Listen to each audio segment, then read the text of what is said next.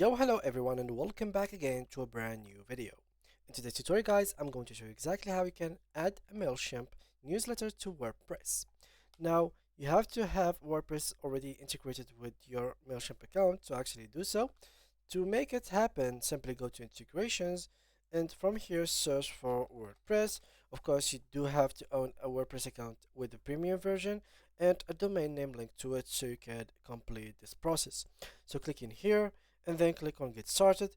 This will take you to another page. It is the WordPress.org website. So simply in case you had an account, click on download and this will download the file and add it as a plugin in your WordPress website.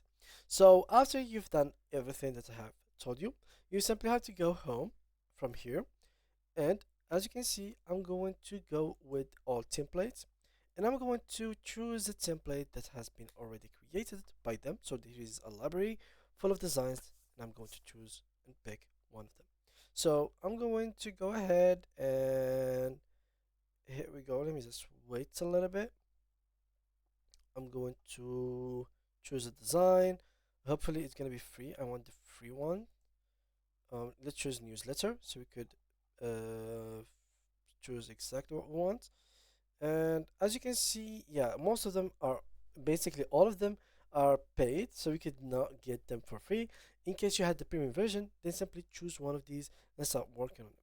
In my case, I'm just going to go through the scratch one, so I'm gonna show you exactly what to do when you open one of these. So here on the scratch, all you need to do, guys, is to change the element that already exists on the template. So here you have on the left the blocks. You can add blocks and remove some. Here to remove, you simply have to click on remove. To move, you simply have to click like that and move this below. So it's very simple. And once you have created it, click on save and exit, and then publish. The publish button will be next after this step. So make sure to do so. In my case, I do have elements that are empty. That's why it shows me the error. So guys, that was it. Thank you guys all for watching. See you guys in the next video.